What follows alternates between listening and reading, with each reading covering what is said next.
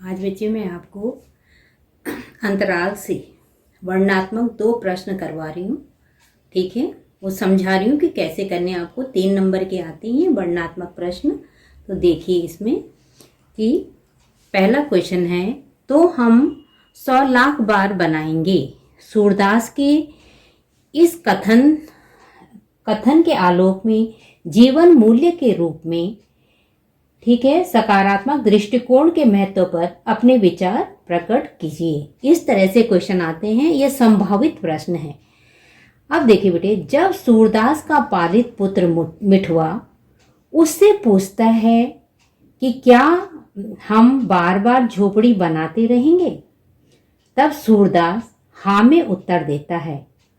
और अंत में मिठुआ पूछता है, और जो कोई 100 लाख बार हमारी झोपड़ी जला देगा तब हम क्या करेंगे? तब सूरदास सरलता से उत्तर देता है कि हम 100 लाख बार बनाएंगे। अब देखो बेटे, इस कथन में सूरदास के चरित्र के इन गुणों की पहचान हमें दिखाई देती है कि सूरदास जो है वो निर्णय लेने की क्षमता उसमें है। वह विषम परिस्थितियों में भी, ठीक है, थोड़ी देर के लिए विचलित तो अवश्य होता है, परंतु शीघ्र ही उभर जाता है। दूसरा इसमें पॉइंट आ जाएगा उसका सृजन शक्ति, कि सृजन की निर्णय लेता है कि वो और नई झोपड़ी बनाने के लिए प्रयत्नशील है। सूरदास के व्यक्तित्व में हार न मानने का गुण है। ठीक है, वह अपने शत्रुओं के समक्ष हार नहीं मानता। सूरदास कर्मशील है, वह कर्म करने में विश्वास रखता है। सूरदास के मन में प्रतिशोध लेने की भावना नहीं है। आइए ध्यान रखें बच्चे, जिसके मन में प्रतिशोध या बदला लेने की भावना नहीं होगी, वह व्यक्ति पुरानी बातों को भूल जाएगा और आगे बढ़ने का प्रयास करेगा।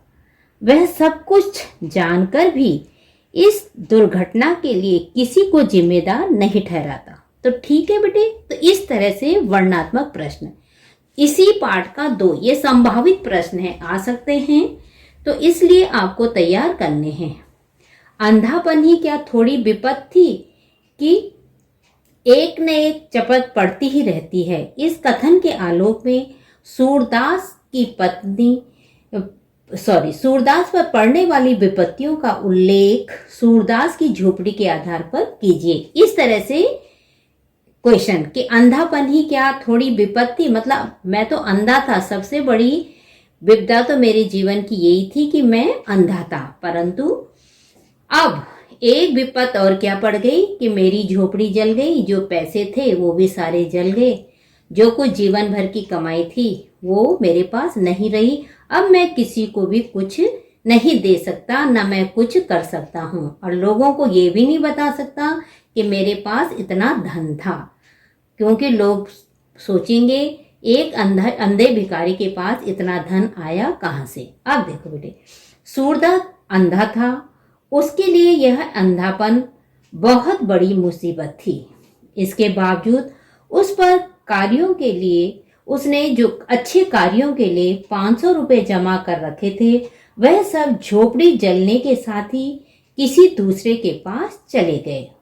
उसे लगने लगा धन गया, घर गया, घर था वह भी जल गया। ठीक है, सब कुछ चला गया। जो इज्जत बची थी वो भी लोगों ने मेरी इज्जत खराब कर ली। किसके साथ?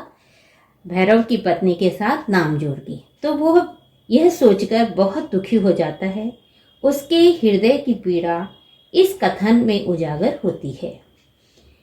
कभी वह सोचता है कि वो रुपए मेरे थे ही नहीं, मैंने पिछले जन्म में भैरव के रुपए उधार लिए होंगे, मुझे उसी का दंड मिला है। बेचारी सुभागी का क्या होगा। अपने ऊपर इतना दुखों का पहाड़ टूटने पर भी सूरदास के मन में करुणा का भाव है। नेत्रहीन सूरदास सब कुछ समाप्त हो जाने के बाद भी वह किसी से टक्कर नहीं ले सकता।